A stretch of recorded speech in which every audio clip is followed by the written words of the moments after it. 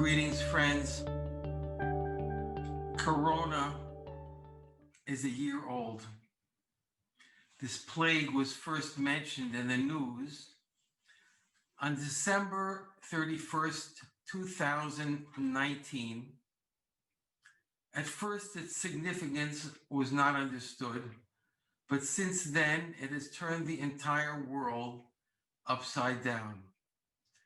We heard recently about a once wealthy country where people have been basically confined to their homes for 8 months.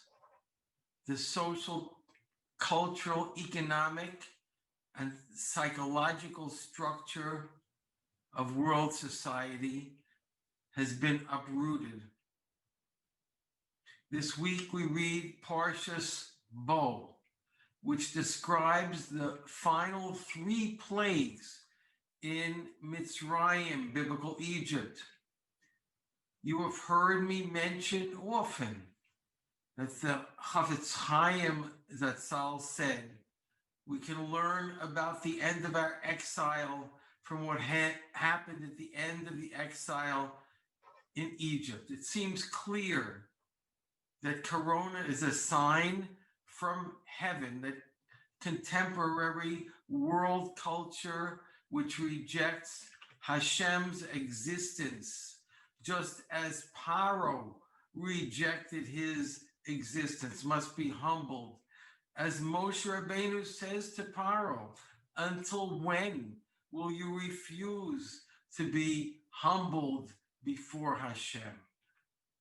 The plagues made it clear, not only to Paro and to Mitzrayim, but in fact to the entire world, that all events are controlled not by man, but by God. Our contemporary culture needs the same lesson. The descendants of Esav believe that they control life on this planet, and that through their technology, they will create a paradise. What they have created, in fact, is a black hole of destruction and chaos. Man's imagined control over this world is one of the great delusions of history, on a level with the delusion of those who built the Tower of Babel. Here's a quote from Rabbi Eliyahu Eliezer Dessler Zatzal. Human beings believe in their arrogance that if they continue developing the world on the basis of an ever-expanding science and technology, that they will eventually achieve an environment that will afford everyone unlimited gratification of the senses and a life of untrammeled ease and pleasure. There can be no greater error than this. Every advance in technology will be used for destruction and ruin. Now, some 75 years after Rabbi Dessler spoke these words, the plague of Corona is decimating the arrogant world culture, just as the plagues decimated Mitzrayim. If we want to survive, we have to learn the lessons of Mitzrayim. Our ancestors cried out, and their outcry went up to God. Immediately in response to their outcry, Hashem sent the Redeemer, as it says, quote, God heard their moaning, and God remembered his covenant with Abraham, with Yitzchak, and with Yaakov. God saw the children of Israel, and God knew. It's not that Hashem had forgotten the covenant. No, we forgot the covenant. Now, we're once again facing a hostile world which wants to destroy us. We have to remember from where our redemption came. It's amazing, I have noticed in myself similar symptoms as our ancestors had in Mitzrayim. The Torah tells us that they did not heed Moshe Rabbeinu's words because of shortness of breath and hard work. The burdens of exile can become so heavy that one finds it difficult to access the stability of closeness to Hashem. The final blessing in Shemona Esrei is shalom, peace.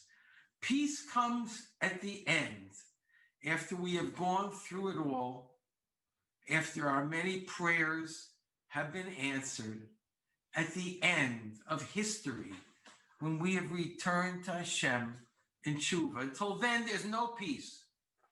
Even the peace of Shabbos, which comes at the end of the week, is limited by the fact that it ends.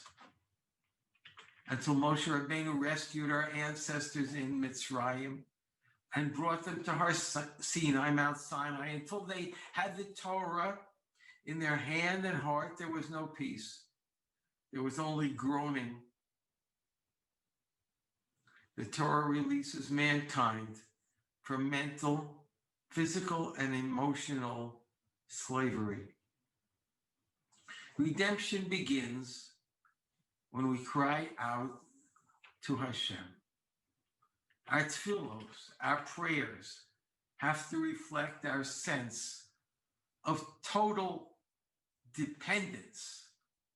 I was struck by this description of the Gadol, Rabbi Chaim Yisrael Belsky, Zatzal, may he rest in peace, quote, when he davened, Rabbi Belsky was totally focused on the words of tefillah, the prayers. He would not open a sefer, a holy book, during Chazaras Hashatz or at any other time during the davening.